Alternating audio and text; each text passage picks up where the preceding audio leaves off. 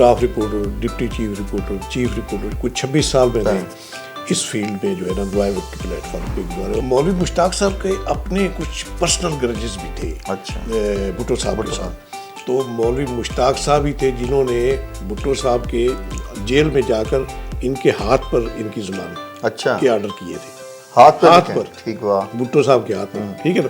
اس کے بعد وہی مولوی مشتاق کیا پرسنل گرج کیا ہوا کہ انہیں چیف جسٹس نہیں بنایا تھا بھٹو صاحب. میں نے جیل بھی بھگتی پی این اے کی تحریک میں, وہ بھٹو صاحب کی ہی جیل تھی نا. تو بہرحال اس کے باوجود میں یہ سمجھتا ہوں کہ جو بھٹو مرڈر ٹرائل تھا نا وہ کوئی انصاف کا کیس نہیں تھا. تو کانٹیسٹ ہوا تھا سیکٹری کی سیٹ پر میرا اور خاور نعیم ہاشمی کا. اچھا جی. تو اللہ نے عزت رکھی, مجھے کامیابی حاصل ہوئی اس میں. پہلے تو لاہور پریس کلب کی جو سیاست ہے وہ پلاٹوں پر نہیں ہوتی تھی. چوری پرویز لائی صاحب تھے چیف منسٹر, میں نے ان کے ساتھ ایک میٹنگ طے کی, شیڈول ہوئی وہ میٹنگ. اور یہ جو صحافیوں کو لاہور میں پلاٹ ملے اس کے آپ کے جی اسی فاؤنڈیشن کے پلیٹ فارم پر ہی ملے نا, جرنلسٹ ہاؤسنگ فاؤنڈیشن. جب میں وہاں تھا روزنامہ آزاد میں, وہ پارٹی پیپر تھا, تحریک استقلال تھا, وہاں یہ آیا کرتے تھے پریس ریلیز لے کر اپنی کوئی بیان لگوانے کے لیے. نواز شریف صاحب. میں سمجھتا ہوں کہ یہ مقدر کے دھنی نواز شریف صاحب تھے. لوگ تو یہ سمجھتے ہیں کہ شاید ان کی سیاست کا چیپٹر کلوز ہو گیا, لیکن میں سمجھتا ہوں کہ ان کی سیاست کا چیپٹر جو ہے نا وہ زیادہ وسیع ہو گیا. شہباز شریف کی سیاست تو اپنے بھائی کی مرہون منت ہے نا. شائستگی رواداری کی سیاست ہوگی تو بہت ان کے آگے بڑھنے کے بہت چانسز ہیں, مریم کے بھی اور بلاول. میری جی اس وقت 9 کتابیں پبلش ہو چکی ہیں, ان میں 3 میری شاعری کی کتابیں ہیں. جی ناظرین, ہمارے پروگرام کے آج کے چیف گیسٹ بہت ہی پیاری شخصیت, ہمارے اساتذہ کا درجہ رکھتے ہیں, انچارج ایڈیٹوریل نوائے وقت ہیں, 2 بار سابق سیکرٹری لاہور پریس کلب رہ چکے ہیں, پنجاب اسمبلی پریس گیلری کی کمیٹی کے 3 بار صدر رہ چکے ہیں. بہت ہی پیارے اور محترم ہمارے اساتذہ کا درجہ رکھتے ہیں سعید آسی صاحب. ان سے گفتگو کا آغاز کرتے ہیں. سر السلام علیکم. جی وعلیکم السلام. کیا حال ہے سر, آپ ٹھیک ہیں؟ جی اللہ کا کرم بٹ صاحب. اچھا سر, اپنی جائے پیدائش اور ابتدائی لائف کے حوالے سے اور تعلیم کے حوالے سے بتائیں ہمیں کچھ. اس کے لیے کافی ڈیٹیل میں جانا پڑے گا. پھر جائے پیدائش تو میری پاک پٹن بابا فرید کی جو دھرتی ہے وہاں کی میری پیدائش ہے, اور میٹرک اور انٹر تک میں نے وہاں پاک پٹن سے ہی تعلیم حاصل کی. میٹرک گورنمنٹ کالج لاہور پاک پٹن, گورنمنٹ ہائی اسکول پاک پٹن, اور انٹر جو میں نے وہ گورنمنٹ فریدیہ کالج پاک پٹن سے کیا تھا. اس کے بعد پھر گریجویشن کے لیے میں نے ایڈمیشن لیا گورنمنٹ کالج ساہیوال میں, وہاں سے گریجویشن ہوئی, اور اس کے بعد پھر میں لاہور آ گیا تھا. Lahore Punjab university law college میں لا کی تعلیم کے لیے ایڈمیشن ہوا, پھر لا کر لیا میں نے. اس دوران ہی میں نے اس پروفیشن کو بھی اختیار کر لیا تھا. ڈیلی وفاق میں جز وقتی سب ایڈیٹر کی حیثیت سے, یہ 1975 کی بات ہے, 75. تو صبح کے وقت میں یونیورسٹی لا کالج میں تعلیم لیتا تھا, اور شام کے وقت میں ادھر ایز سب ایڈیٹر روزنامہ وفاق میں جاب کرتا تھا.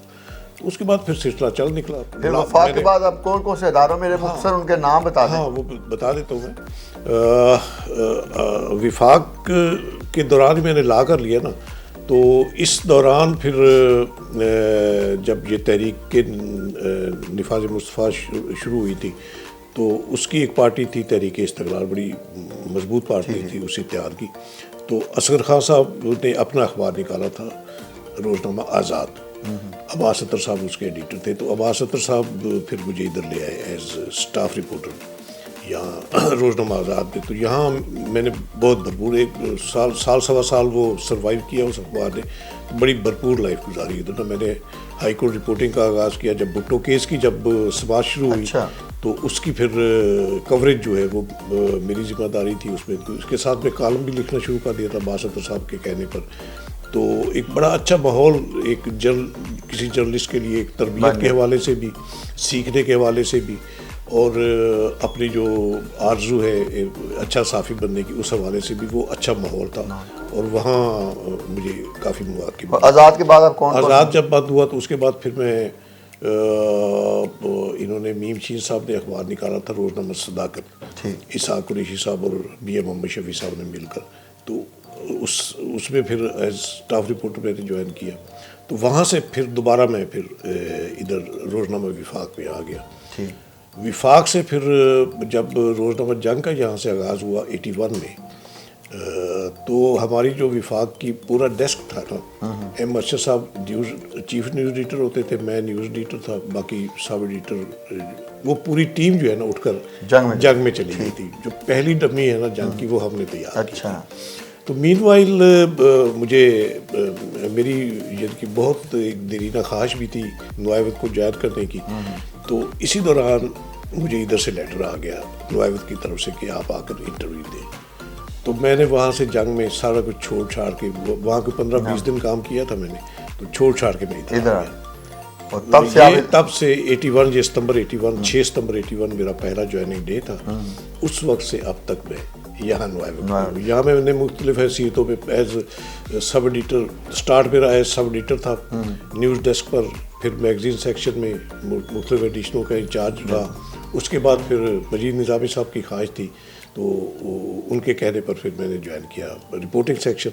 82 میں رپورٹنگ سیکشن جوائن کیا، پھر staff reporter, deputy chief reporter کچھ 26 سال میں نے اس فیلڈ میں جو ہے نا نوائے وقت کے پلیٹ فارم پہ گزارے. اور بڑے یعنی کہ ایک بڑا بھرپور وہ دور تھا.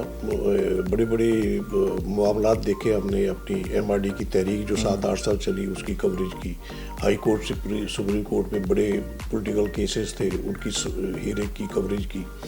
تو بس یہ سلسلہ چل نکلا. تو 2006 میں نظامی صاحب کی خواہش پڑی، پھر میں ایڈیٹوریل سیکشن میں آ گیا. ایز انہوں نے پہلی میرا اپوائنٹمنٹ آرڈر جو تھا اس سیکشن میں وہ ایز اسسٹنٹ ایڈیٹر کا تھا. تو اس کے کچھ چند ماہ بعد ہی پھر مجھے نظامی صاحب نے مجھے ڈپٹی ایڈیٹر ایڈیٹوریل بنا دیا. اس کے بعد پھر میں فل فلیج 2010 میں فل فلیج یعنی کہ گروپ ڈپٹی ایڈیٹر اس نوائے وقت میں ہوا. بس یہ سلسلہ چلتا رہا. پھر سینئر ایڈیٹر، اس کے بعد اب پھر میں بطور انچارج ایڈیٹوریل ذمہ داریاں ادا کر رہا ہوں. اچھا سر، آپ نے بھٹو کا کیس بڑا قریب سے دیکھا، تو کبھی اس دوران بھٹو صاحب آئے ہوں، کوئی خاص ایسی بات کی ہو جو آپ نے دیکھی ہو، وہ آپ کو یاد ہو، وہ ہمارے ساتھ ناظرین کے ساتھ شیئر کریں. اس میں کئی جہتیں ہیں جی. یہ کیس چلا کوئی کنٹینیوس چلا تھا، کوئی 4 مہینے لاہور ہائی کورٹ پہ چلا تھا. فل بینچ تھا. مولوی مشتاق صاحب بڑے دبنگ چیف جسٹس تھے. تو اس وقت جو بیسک غلطی ہوئی تھی نا، میں جس کو غلطی سمجھتا ہوں کہ انصاف کے تقاضے پورے نہیں ہوئے تھے، وہ یہ تھا کہ ڈائریکٹ یہ جو کیس ہے مرڈر ٹرائل جو ہے وہ ڈائریکٹ ہائی کورٹ میں آ گیا تھا. ٹھیک ہے نا. ایک فورم جو ہے نا وہ انہوں نے نکال دیا، ٹرائل کورٹ چھوڑ دیا، ٹرائل کورٹ چھوڑ کے ادھر اس کو ٹرائل کورٹ بنا دیا. حالانکہ سیشن کورٹ میں جاتا، وہاں جو بھی سزا ہوتی اس کے خلاف اپیل ہائی کورٹ میں آتی، ہائی کورٹ کے فیصلے کے خلاف اپیل سپریم کورٹ میں جاتی. تو اس میں چانسز تھے. لیکن جنہوں نے کیس یہ بنایا تھا ان کی اپنی نیت تھی. ٹھیک ہے نا. یعنی وہ چاہتے ہیں جلد از جلد. ہاں، اس نیت کے تحت پھر ہائی کورٹ کو ٹرائل، یہ بھی پاکستان کی عدالتی تاریخ کا یہ یونیک واقعہ ہے کہ ایپلٹ کورٹ کو ٹرائل کورٹ کا درجہ دیا گیا. تو بہرحال مولوی مشتاق صاحب کے اپنے کچھ پرسنل گرجز بھی تھے بھٹو صاحب کے ساتھ. ایک وقت تھا کہ بھٹو کو وہ ایڈمائر کرتے تھے ایز پولیٹیشین. جب یہ پولیٹکس میں ایز اپوزیشن کے پولیٹکس میں آئے تھے نا، تو جب یہ گرفتار ہو گئے تھے بھٹو کے دور میں، تو مولوی مشتاق صاحب ہی تھے جنہوں نے بھٹو صاحب کے جیل میں جا کر ان کے ہاتھ پر ان کی ضمانت کے آرڈر کیے تھے. ہاتھ پر بھٹو صاحب کے ہاتھ پر. ٹھیک ہے نا.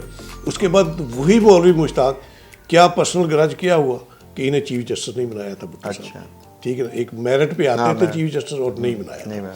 تو یہ پرسنل گرج میرا خیال ہے یہ چھوٹی چھوٹی، اب اتنے بڑے منصب ہائی پیڈسٹل پر بیٹھے آپ اور اتنی چھوٹی سی آپ گرج رکھ کے آپ کسی کو پھانسی کے پھندے تک لے جائے، تو میرا خیال ہے یہ انصاف کا قتل. پھر بعد میں تو خیر سارے قصے سامنے بھی آئے. ایم انور صاحب جو ہے وہ اس وقت تھے اس کے چیف پبلک پراسیکیوٹر. ان کی ذاتی مخاصمت جو تھی وہ بھی اس کیس کے حوالے سے اس طرح تھی کہ وہ جو اس وقت وہ تھے بیگم ریحانہ سرور کے دیور تھے، پیپلز پارٹی کی جو بیگم ریحانہ سرور تھی، اور اس ناطے سے وہ اپنا گرجز ان کے اختلافات تھے ان کے ساتھ، وہ اپنے وہ بائسزم جو تھی وہ سامنے آ گئی ان کی. تو اس حوالے سے بھٹو آپ نے ایک پرسنالٹی کے حوالے سے پوچھا کہ کیا کیسے باڈی لینگویج ہوتی ہے. باڈی لینگویج تو بالکل یعنی کہ آپ سمجھے ہیں کہ بھٹو صاحب جو تھے وہ ایسے آتے تھے جیسے خود کو اس وقت بھی ایز پرائم منسٹر وہ سمجھ لیں ٹریٹ کرتے تھے. وہ اس طرح ایک ایس پی زمان صاحب ہوتے تھے, ان کی یعنی کہ ان کی کمان میں وہ آتے تھے ہائی کورٹ میں, اور بڑے سوٹڈ بوٹڈ اور بڑے یعنی کہ جو ان کی ایک پرسنالٹی تھی نا ایک خوش لباسی والی, وہ انہوں نے مینٹین رکھی ہوئی تھی. ایک بلیو کلر کا ایک سوٹ ہوتا تھا, وہ بہت ان پہ جچا کرتا تھا. میں نے تو خیر ان کے ساتھ کوئی سیاسی حوالے سے بھی ایک ذہنی ہم آہنگی نہیں تھی بھٹو صاحب کے ساتھ, لیکن اس کے باوجود میں نے جیل بھی بھگتی پی این اے کی تحریک میں. وہ بھٹو صاحب کی ہی جیل تھی نا. تو بہرحال اس کے باوجود میں یہ سمجھتا ہوں کہ جو بھٹو مرڈر ٹرائل تھا نا, وہ کوئی انصاف کا کیس نہیں تھا. وہ اپنے اناؤں کا کیس تھا, اپنے غصے نکالنے کا کیس تھا, اور اس کیس کا جو آؤٹ کم ہوا پھر وہ سب کے دنیا کے سامنے ہے. وہ آج تک متنازع ہے, وہی فیصلہ. بالکل. اچھا سر, آپ پریس گیلری کے بھی صدر رہے اور پریس کلب کی سیاست میں آپ نے حصہ لیا, تو یہ کچھ وہ واقعات ہمارے ساتھ شیئر کریں کہ آپ سیاست میں جو صحافت کی سیاست اس میں کیسے آئے اور کون کون سے عہدے پر رہے؟ آپ کو پتہ ہی ہے کہ دو گروپ تھے, رشید صدیقی گروپ اور بننا گروپ. یہ بھی جب ضیاء الحق نے مارشل لا لگایا تو اس کے بعد یہ کریٹ ہوئے تھے, یہ دو گروپ بنے تھے. مارشل لا کی سختیاں جو ہے, تو میرا چونکہ اس وقت میری جو ذمہ داری تھی اس فیلڈ میں, رپورٹنگ کی ذمہ داری, اس میں ایم آر ڈی کی کوریج تھی, تو اس حوالے سے میری جو اپوزیشن لیڈروں کے ساتھ بہت زیادہ قربت. پھر ہائی کورٹ بار کی جو سیاست ہے وہ میری آنکھوں کے سامنے, وہ کیسے یعنی کہ ایک اکھاڑ پچھاڑ ہوا کرتی تھی, اور کس طرح کامیابی حاصل کرنے کے گر جو ہے وہ استعمال کیا کرتے تھے. تو میری ایک دانست میں جو ہے نا ایک تھوڑا سا آپ سمجھے کہ دماغ میں ایک کیڑا جو ہے وہ پرورش پا رہا تھا. تو اس ناطے سے پھر پہلے میں جو ہے نا رشید صدیقی گروپ کی جو پی یو جے تھی, جب مجھے نہیں پتا کیسے رشید صدیقی صاحب نے خود ہی نامینیٹ کیا کرتے تھے. آپ سامنے عہدیدار کون سے الیکشن ہوتے تھے, تو مجھے شاید جوائنٹ سیکرٹری انہوں نے بنایا تھا اس پی یو جے کا, رشید صدیقی گروپ کا, لیکن میں کوئی اتنا اس میں فعال نہیں تھا. پھر جب ایک مہم شروع ہوئی لاہور پریس کلب کی بحالی کی, یہ 82 میں اس کا آغاز ہوا تھا, اور ڈان کے دفتر سے اس کا آغاز ہوا تھا. وہاں ہماری اکثر نشستیں ہوا کرتی تھی. ایسے ہوتا تھا کہ ہائی کورٹ سے نکلے ہیں تو ڈان کے دفتر میں آ گئے. اس کے ساتھ ہی ادھر ہمارا نوائیوت کا دفتر تھا. پہلے میرا یہ ہوتا تھا کہ پہلے وہاں جا کے, وہاں نثار عثمانی صاحب ہیں, احمد بشیر صاحب ہیں, وہ صفدر میر صاحب, بڑے سارے سینئر دوست جو ہیں. تو وہاں سے پھر صادق جعفری صاحب میرے کولیگ تھے روزنامہ آزاد سے, تو وہ بھی وہاں تھے, ادھر ہی ہوتے تھے ڈان میں. تو وہاں سے پھر محمود زمان صاحب, تو ایک ویو جو ہے نا وہ ایک اٹھی کہ پریس کلب کو ان کے کلچس سے, رشید صدیقی گروپ کے کلچس سے بحال کر کے ایک متفقہ پریس کلب کی طرف ہم قدم اٹھائے. تو اس ویو میں ایک دستخطی مہم چلی, اس میں ہم نے بھرپور حصہ لیا. پھر تو وہ جو پریکٹیکل لائف جو ہے نا, یعنی اس فیلڈ میں جو ہے پروفیشنلزم سے ہٹ کر جو ہے وہ ایک یعنی کہ صحافیوں کے مفادات کے تحفظ کی جو ایک تحریک تھی, تو اس میں میں نے پھر عملی حصہ اس وقت لینا شروع کیا. اور کون کون سے عہدے پہ رہے وہ بتا؟ اس میں بتا دیتا ہوں آپ کو. جو پہلی باڈی تھی اس میں وہ 6 مہینے کے لیے الیکٹ ہوئی. پھر اس جو ہم ایک دستاویز بنی تھی نا مشترکہ ایک دستوں کے ساتھ, کچھ 250-300 ممبرز کے سائن تھے. تو وہ پریس کلب کی بحالی کی پھر ایک مہم کامیاب اس طرح ہوئی کہ پھر الیکشن ہوئے باقاعدہ. پہلی باڈی جو ہے 6 مہینے کے لیے آئی ایس راشد صاحب اس کے صدر تھے, قدرت اللہ چوری صاحب نوائب سے تھے, وہ اس کے سیکرٹری تھے. تو اگلی ٹرم کے لیے پھر جو ہے نا 84 کی باڈی کے لیے جب جو الیکشن ہوا تھا, تو اس میں عزیز مظہر صاحب کو اناپوزڈ کر لیا گیا تھا, ایک اس ناطے سے کہ وہ نکالے گئے تھے جنگ سے اسی اسٹرگل میں. ممتاز شاہ صاحب اور عزیز مظہر صاحب یہ اس اسٹرگل میں وہ اس سے مشرق سے نکالے گئے تھے, ٹھیک ہے نا, این پی ٹی کے اخبار سے. تو وہ ایک عزت افزائی کے لیے انہیں اناپوز صدر سب بنا لیا. تو کانٹیسٹ ہوا تھا سیکرٹری کی سیٹ پر میرا اور خاور نعیم ہاشمی کا. اچھا جی. تو اللہ نے عزت رکھی, مجھے کامیابی حاصل ہوئی اس میں, کوئی تصور نہیں کر سکتا تھا اس وقت کہ خاور نعیم ہاشمی کا ایک بڑا ایک امیج بھی تھا، تشخص بھی تھا، اور ان کوڑے کھانے والے صحافیوں نے ایک خاص طور پہ جو ہے ایک ان کی خاصیت. تو 86 کی جو باڈی ہے اس میں دوبارہ پھر دوستوں کے اصرار پر میں نے کنٹیسٹ کیا، اور میرے مقابلے میں شاہین قریشی تھے سیکٹری کے لیے. اچھا. تو صدر انپور حسین نقی صاحب انپور صدر ہوئے، تو سیکٹری کے لیے میرا اور شاہین قریشی کا کانٹیسٹ ہوا، اور اس میں اللہ نے مجھے سرخرو کیا، دوبارہ میں الیکٹ ہو گیا تھا. اس کے بعد پھر ایسا ہوا کہ چونکہ آپ کو پتہ ہے ماشاء اللہ کی سختیاں تھیں، پریس کلب ایک علامت بن چکا تھا ایک مزاحمت کی، جہاں تجزیہ پروگرام بڑے بڑے جو ایم آر ڈی کے بڑے بڑے لیڈر جو ہیں، زیادہ تو اس وقت قید و بند میں تھے، جو باہر تھے وہ سارے انوائٹ ہوتے رہے لاہور پریس کلب کے تجزیہ پروگرام میں. تو اس ناطے سے یعنی کہ ایک سختی کا دور بھی تھا، تو سروائیو کرنا بہت مشکل تھا. حسین نقی صاحب نے ایک گورننگ باڈی کی ایک میٹنگ میں معذوری کا اظہار کر دیا کہ اب ہم سے چلانا شاید مشکل ہو جائے گا، فنڈ ہمارے پاس نہیں ہے. تو بہرحال ہم نے عزم باندھا کہ نہیں ہم چلائیں گے. تو جتنے فنڈ ہمیں درکار تھے وہ سٹاف کی تنخواہیں دینے کے لیے، تو وہ ایک دوست تھے ہمارے، ان کے پاس ہم گئے. تو وہاں سے جو ہے نا وہ انہوں نے ایک اتنا یعنی کہ ہمیں دے دیا کہ ہم 2-3 مہینے کا خرچہ چلانے کے قابل ہو گئے. اسی دوران جو ہے نا ایک ویو ادھر سے بھی رشید صدیقی گروپ، ایک یہ تو چونکہ بالکل ڈمپ ہو کر بیٹھے ہوئے تھے نا، اس وقت ظفیر ندوی ان کے صدر تھے، تو ان کی طرف سے ایک ویو آئی کہ کیوں نہ ہم مرج کر لیں. تو میں نے یہ تجویز پھر رکھ دی گورننگ باڈی کی میٹنگ میں. حسین نقی صاحب نے ویلکم کیا اس کو، تو اس کی بنیاد پر جو ہے نا پھر ہمارے ڈائیلاگ ہوئے ان کے ساتھ، اس رشید صدیقی گروپ کے ساتھ.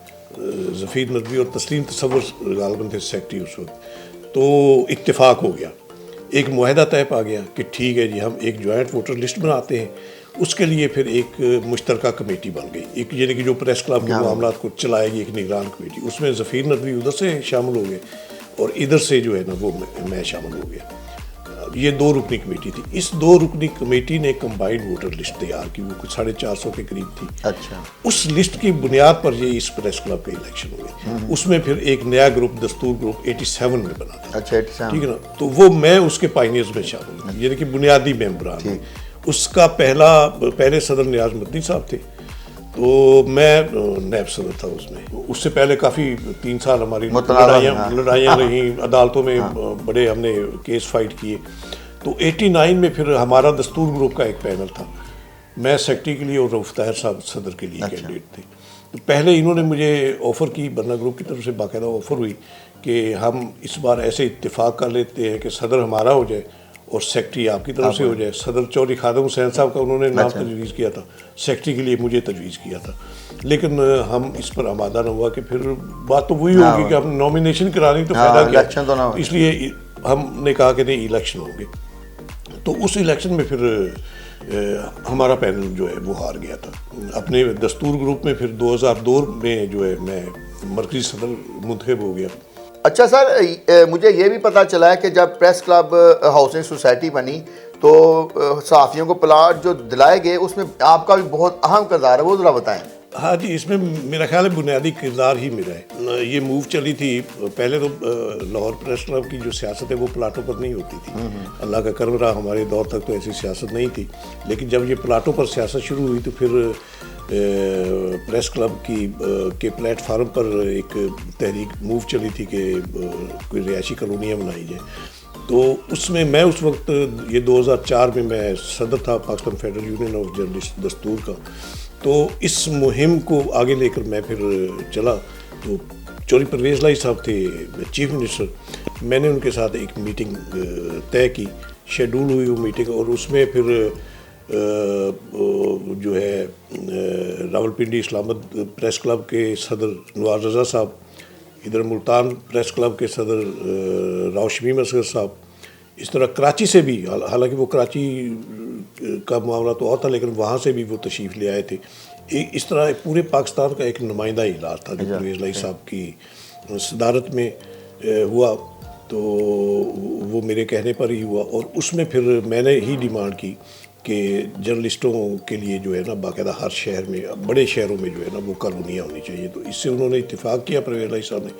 اسی وقت یعنی ایک دستاویز تیار ہو گئی, یہ جرنلسٹ ہاؤسنگ فاؤنڈیشن کی تشکیل کی. اچھا, پنجاب جرنلسٹ ہاؤسنگ فاؤنڈیشن. اس کے ماتحت طے ہوا تھا کہ لاہور, فیصل آباد, ملتان اور راولپنڈی, اسلام آباد, یہاں صافی کالونیاں بنے گی. یہ اس وقت باقاعدہ یہ اس کے بعد پھر نوٹیفیکیشن بھی جاری ہوا.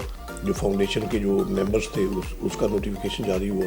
میں بھی اس میں شامل تھا. سید انور قدائی صاحب بھی تھے اس وقت, وہ ہمارے پنجاب یونین آف جرنلسٹ کے صدر تھے, تو وہ شامل تھے. میں تھا. ادھر سے غالباً برنا گروپ کی طرف سے غالباً میرے چوری خادم حسین صاحب نومینیٹ ہوئے تھے اس کے ممبر, اور اورنگزیب صاحب بھی تھے. یہ چار ممبر جو ہے نا یہ ادھر سے جرنلسٹوں کی طرف سے اور باقی حکومت کے. یعنی اس کا مطلب ہے کہ یہ منظوری ہوئی تھی اس وقت. پریس کلب ہاؤسنگ سوسائٹی, ہاں, انیشیٹ آپ سمجھے کہ میرا ہی انیشیٹو تھا. اچھا, جس کی بیس پہ پھر یہ منظوری ہوئی, یہ فاؤنڈیشن بنی. اور اس فاؤنڈیشن کے پلیٹ فارم پر ہی پہلے ایک تجویز یہ تھی کہ جہاں جو پلاٹ اویلیبل ہو جس ہاؤسنگ اسکیم میں, جو ایل ڈی اے کی اسکیمیں ہیں, وہاں سے لے لیے جائیں. لیکن وہ قابل عمل نہ بن پائی. تو پھر یہی طے ہوا کہ الگ سے جگہ لے کر نا الگ سے ایک ہاؤسنگ سوسائٹی بنائی جائے لاہور میں. یعنی اس کے بانیوں میں آپ اہم کردار. میں بالکل لارڈ پریس کا, اور یہ جو صحافیوں کو لاہور میں پلاٹ ملے اس کے آپ کے جی اسی فاؤنڈیشن کے پلیٹ فارم پر ہی ملے نا, جرنلسٹ ہاؤسنگ فاؤنڈیشن, جس کا میں یہ تو بڑی اہم آپ نے یعنی ہمیں بات بتائی. سر آپ یہ بتائیں, آپ نے سیاستدانوں, بہت سارے سیاستدانوں کو قریب سے دیکھا, تو ایک تو ہمیں یہ پہلے نواز شریف اور شہباز شریف کی سیاست پر تھوڑا سا بتائیں, اور اس کے بعد ہمیں بھٹو خاندان کی جو سیاست ہے اس کے بارے میں بتائیں, اور بلاول بھٹو اور مریم کا مستقبل بتائیں ہمیں. دیکھیں, نواز شریف صاحب تو بہت سبمسو پولیٹیشین تھے نا. تحریک استقلال سے انہوں نے آغاز کیا تو نیب صدر تھے تحریک استقلال پنجاب کے. میں نے تو بڑے قریب سے اس طرح مشاہدہ کیا کہ جب میں وہاں تھا روزنامہ آزاد میں, وہ پارٹی پیپر تھا, تحریک استقلال تھا, تو وہاں یہ آیا کرتے تھے پریس ریلیز لے کر اپنے کوئی بیان لگوانے کے لیے, نواز شریف صاحب. اچھا, تو ہم تو ظاہر ہے اس وقت چونکہ پارٹی پیپر تھا تو ہمیں اہمیت دینا ہوتی تھی پارٹی کے عہدیداروں کو. لیکن جس طریقے سے انہوں نے پھر رائز کیا نا, یہ بڑی ایک میں سمجھتا ہوں کہ یہ ایک معجزاتی معاملہ ہے ان کے ساتھ جو ہوا ہے نا. کہ اس کے بعد جب انہیں آفر ہوئی ادھر سے ماشاء اللہ حکومت کی طرف سے پنجاب میں وزارت کی, تو انہوں نے وہ آفر اس طرح قبول کی کہ صرف اطلاع دی اسد خان صاحب کو کہ مجھے یہ آفر ہے. تو اسد خان صاحب نے روکا تھا انہیں کہ آپ نہ ادھر جائیں, لیکن ظاہر ان کی خاندان کا پریشر تھا. تو ادھر پھر یہ پنجاب کے سب سے پہلے یہ وزیر خزانہ بنے تھے, ٹھیک ہے نا. تو اس کے بعد پھر ان کی ایسے روٹس ایسے مضبوط ہو گئے کہ پھر یہ چیف منسٹر بھی بن گئے 85 کی اسمبلی میں, پھر 88 کی اسمبلی میں بھی چیف منسٹر الیکٹ ہو گئے. اور پھر ظاہر ہے مقدر کا ستارہ جو ہے وہ اتنا چمکا کہ آئی جی آئی بنی, اس کے یہ سرخیل ہو گئے. اور پھر اسی کے پلیٹ فارم پر پہلا الیکشن جو ہے جو 88 کا الیکشن جو اسی کے پلیٹ فارم پہ لڑ کے یہ چیف منسٹر بنے تھے.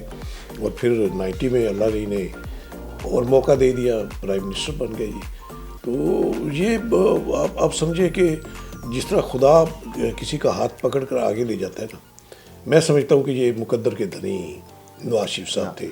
تو اب ان کی جو سیاست ہے, جو مزاحمت کی سیاست ہے, ایک اینٹی اسٹیبلشمنٹ سیاست کی جس طرح علامت بن گئے ہیں یہ, تو یہ بھی ایک سمجھے کہ فیوچر کے لیے لوگ تو یہ سمجھتے ہیں کہ شاید ان کی سیاست کا چیپٹر کلوز ہو گیا ہے, لیکن میں سمجھتا ہوں کہ ان کی سیاست کا چیپٹر جو ہے نا وہ زیادہ وسیع ہو گیا ہے. اچھا, آگے کی سیاست جو ہے وہ اگر جو اس وقت ایک بیداری اور آگاہی کی جو اس وقت فضا موجود ہے, اینٹی یعنی اسٹیٹس کو توڑنے کے, عمران خان صاحب تو محض دعوے ہی کرتے رہے نا اسٹیٹس کو توڑنے کے, لیکن آگے کی جو سیاست مجھے نظر آ رہی ہے وہ واقعی اسٹیٹس کو توڑنے کی سیاست ہوگی, اور اس میں نواز شریف صاحب کا یقیناً اہم کردار ہوگا. اور شہباز شریف کی سیاست کو آپ کہاں دیکھیں؟ شہباز شریف کی سیاست تو اپنے بھائی کی مرہون منت ہے نا. اگر نواز شریف سیاست میں نہ ہوتے تو وہ کہاں ہوتے؟ وہ تو ایک تاجر تھے اور لاہور چیمبر آف کامرس کے وہ صدر الیکٹ ہوئے تھے ویسے, 2 بار صدر الیکٹ ہوئے، تو ظاہر ہے اپنے بھائی کی انگلی تھام کر وہ سیاست کے میدان میں آئے، تو وہ اب بھی ان سے بیک آؤٹ نہیں کر سکتے، ان کے ساتھ ہی ان کی سیاست۔ اور مریم کو آپ کہاں دیکھتے ہیں؟ مریم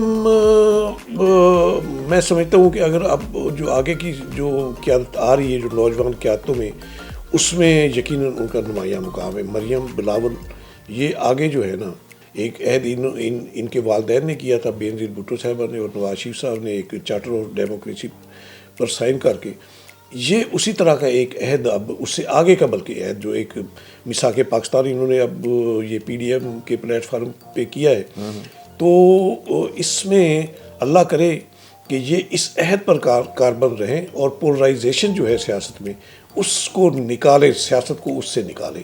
اگر یہ پولرائزیشن کی سیاست سے خود کو نکال لیں گے، شائستگی رواداری کی سیاست ہوگی، تو بہت ان کے آگے بڑھنے کے بہت چانسز ہیں، مریم کے بھی اور بلاول کے۔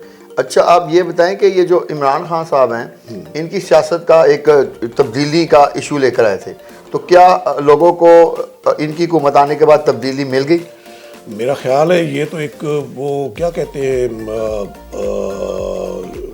نقش برآب جس کہتے ہیں نا، کہ دیوار نوشتہ دیوار ہے یہ تو ان کے جو معاملات عمران خان صاحب کے اب تک کی جو سیاست ہے، 2.5 سال ہو گئے انہیں آلموسٹ اقتدار میں پر براجمان ہوئے، تو عوام کی جو درگت بنی ہے اس عہد اقتدار میں، ٹھیک ہے نا، وہ ساگر صدیقی کا شعر تھا کہ جس دور میں لٹ جائے فقیروں کی کمائی، اس دور کے سلطان سے کچھ بھول ہوئی ہے، ٹھیک ہے نا۔ تو یہ آج کے جو حالات ہیں نا، یہ سلطان کی بھول والے حالات ہیں، یہ سلطان کی بھول نے جو عوام کو راندہ درگاہ بنا دیا۔ تو سلطان کیا واپس اس بھول کو ختم کر سکے گا یا نہیں؟ سلطان میں اتنے گیٹس ہی نہیں ہیں، ٹھیک ہے نا، وہ تو کپتانی کرتے کرتے، وہ کرکٹ کی کپتانی کرتے کرتے یہاں کپتان بننے چل نکلے تھے، تو یہ تو سیاست کی جو راہداریاں ہیں، اقتدار کی راہداریوں میں اپنے آپ کو ثابت قدم رکھنا بہت مشکل کام ہے۔ کسی کے سہارے، کسی کی انگلیوں پر ناچ کر آپ سیاست کھیلیں گے تو اس میں کچھ دیر کے لیے تو آپ کو کامرانی مل سکتی ہے، وہ بھی کسی کی مرہون منت ہوگی جیسی کہ ہے اب، لیکن یہ تادیر جو ہے نا وہ نہیں پاسبل نہیں۔ آپ کا فارغ وقت میں مشغلہ کیا ہے؟ میرا فارغ وقت میں بھی یہ ظاہر میں ایک پروفیشن میں ہوں، تو اس میں کتابیں پڑھنا زیادہ مشکل ہے۔ میں چونکہ شعر و شاعری سے بھی میرا شغف ہے تو وہ بھی جاری رہتا ہے، کالم نگاری بھی جاری رہتی ہے ساتھ ہی ساتھ، اور فارغ وقت میں اب تو ظاہر ہے اب بچوں کے ساتھ زیادہ وقت گزرتا ہے، میرے پوتے پوتیاں ہیں تو ان کے ساتھ فارغ وقت زیادہ گزرتا ہے۔ اچھا، آپ کیسی کتابیں پڑھتے ہو، اور خاص طور پہ آپ کی بھی کتابیں اپنی کتابوں کے ہمارے ساتھ ناظرین کے ساتھ شیئر کر دیں، نام بھی اور ہاں، میری جی اس وقت 9 کتابیں پبلش ہو چکی ہیں، ان میں 3 میری شاعری کی کتابیں، آگے موڑ جدائی کا تھا، یہ ہے تیرے دکھ بھی میرے دکھ ہے، اردو شاعری ہے، سوچ سمندر میری پہلی کتاب تھی پنجابی شاعری کی، اس کے بعد رمضان میری پنجابی شاعری کی کتاب، اب ان تینوں کو اکٹھا کر کے میں نے ایک کلیات میری کلام سعید کے نام سے، وہ ابھی منظر عام پہ آئی۔ اس کے علاوہ 2 سفر نامے میرے پبلش ہوئے، آگے موڑ جدائی کا تھا، سفر نامہ چین ہے، اور ایک جزیرہ جسے اب دوبارہ شائع کیا ہے ایک دوسرے پبلشر نے، کس کی لگن میں پھرتے ہو کے نام سے، وہ ہے برونائی، انڈونیشیا، مالدیپ کا۔ اور یہ میرے سفر نامے جو ہے نا، یہ حکمرانوں کے ساتھ اچھا سفر کے ہیں۔ کن کن کے ساتھ آپ گئے؟ نواز شریف صاحب کے ساتھ میں گیا تھا ادھر مالدیپ، جب یہ پہلی بار وزیر اعظم بنے تو ان کا بھی یہ پہلا دورہ تھا، وہاں سارک سربراہ کانفرنس تھی تو وہاں شرکت کے لیے۔ دوسرا میرا تھا بینظیر بھٹو، ایک ہی سفر نامہ ہے، اس میں یہ دونوں ہیں۔ بینظیر بھٹو صاحب کے ساتھ 96 میں ہم گئے تھے برونائی اور انڈونیشیا، تو یہ وہ داستان ہے ساری، اور اس میں جو ہے نا یہ قارئین کے لیے یہ صرف محض سطحی سفر نامہ نہیں ہے، اس میں باقاعدہ ایک موازنہ آپ کو پاکستان کی سیاست اور جہاں میں نے سفر کیا وہاں کی سیاست کے حوالے سے کیا ہونا چاہیے، یہ بھی سارا اس میں موازنہ ہے۔ اسی طرح یہ چائنا کا جو سفر نامہ ہے، یہ میاں منظور بھٹو صاحب کے ساتھ، میں اس وقت صدر تھا press gallery committee Punjab assembly کا، تو میں وہ پارلیمنٹ ڈیلیگیشن کا حصہ تھا، یہ ڈیلیگیشن لے کر گئے تھے چائنا میں، یہ اسپیکر تھے پنجاب اسمبلی کے۔ اچھا سر، آپ کی زندگی کا سب سے رنجیدہ دن کون سا تھا؟ رنجیدہ دن آپ یہ سمجھ لیں کہ جو سکوت ڈھاکہ ہوا ہے وہ ناقابل فراموش ہے۔ میں اس وقت اگرچہ اسٹوڈنٹ تھا، 11ویں کلاس کا اسٹوڈنٹ تھا، لیکن حساسیت میری جو تھی ایک ملک کے 2 لخت ہونے کے حوالے سے، وہ مجھے آج بھی جو ہے نا وہ دیکھتا ہوں، سوچتا ہوں، پس منظر کا جائزہ لیتا ہوں تو مجھے غمگین کر دیتی ہے آج بھی۔ اچھا سر، آپ کی زندگی کا سب سے خوشگوار دن کون سا تھا؟ خوشگوار دن جب میں ایک پوتے کا دادا بنا۔ وہ میرے پوتے کا نام کیا ہے؟ وہ میرا جو پہلا پوتا تھا اس کا نام صدیق تھا۔ صدیق، ماشاء اللہ نام ہے۔ اب وہ ماشاءاللہ 12 سال کا ہے۔ ماشاء اللہ، اللہ تعالیٰ اس کی لمبی عمر کرے۔ آپ کی زندگی کا ٹرننگ پوائنٹ کسے ہم کہہ سکتے ہیں؟ ٹرننگ پوائنٹ آپ یہ سمجھ لیں کہ میں ہوں تو اسی پروفیشن میں، بالکل لا کا پروفیشن۔ میں نے لا کرنے کے باوجود میں نے کوئی 5-6 مہینے پریکٹس کی تھی میں نے باغ پٹن میں، تو اس کے بعد میں دوبارہ اسی پروفیشن میں آ گیا تھا، کیونکہ میرا ایک جو میں نے اپنا فیوچر جو ہے وہ اپنی آنکھوں میں جو سمویا ہوا تھا وہ اسی پروفیشن سے وابستہ تھا۔ اچھا سر، آپ زندگی میں کوئی ایسا گول یا مقصد جو بھی آپ نے حاصل نہیں کیا اور آپ حاصل کرنا چاہتے ہیں؟ میں تو سمجھتا ہوں کہ اب جتنی گزر گئی آبرو مندی کے ساتھ گزر گئی۔ میری دعا یہی ہے کہ باقی جو اب زندگی کے کتنے لمحات ہیں کسی کو کیا خبر ہوتی، بس یہی اسی طرح عزت و استقامت آبرو مندی کے ساتھ یہ باقی کی زندگی کا باقی سفر جو ہے وہ بھی اسی طرح طے ہو جائے۔ اچھا سر، کوئی آپ اپنا پسندیدہ شعر ہمیں سنا دیں۔ پنجابی کا ایک کتا ہے میرا، بالکل وہ سنا دیں کہ پریم سکھ دی واج تے رل بئیے، ہاں ہاں، امن شانتی بنے اصول ساڈا، واہ، مذہب ساڈا جے ہوئے انسان پوجا، ایہو اللہ تے ایہو رسول ساڈا۔ واہ واہ، جی، تو اس میں اب بے شمار اب میری تو ایک پوری کلیات ہے۔ ہاں میں نے کہا اس کا ایک نسخہ چھوٹا سا آسان سنانا شروع کریں تو پھر تو یہ نشست بھی ختم ہونے میں نہیں آئے گی۔ سر آپ کا بہت شکریہ، ہم دعا کریں گے کہ آپ مزید آپ کے ہمیں ایسی کتابیں پڑھنے کو ملیں تاکہ جو آنے والے جو اسٹوڈنٹ ہیں ان کے لیے جو ہے نا اس میں مشعل راہ بنے۔ سر بہت شکریہ، بہت بہت thank you. Yunus Mobile, wholesale dealer. All mobile brands available. 25 years of trust. Address 29 Main Hall Road, Lahore. Phone 042-372-44485. Commerce اور ٹیکنیکل بکس کے بانی عظیم گروپ آف پبلیکیشنز 1988 سے قائم شدہ، پاکستان اور دنیا کے مختلف ممالک میں عظیم گروپ کی کتابیں ٹیکسٹ بک کے طور پر پڑھائی جاتی ہیں۔ اردو بازار لاہور، فون نمبر 924237231448۔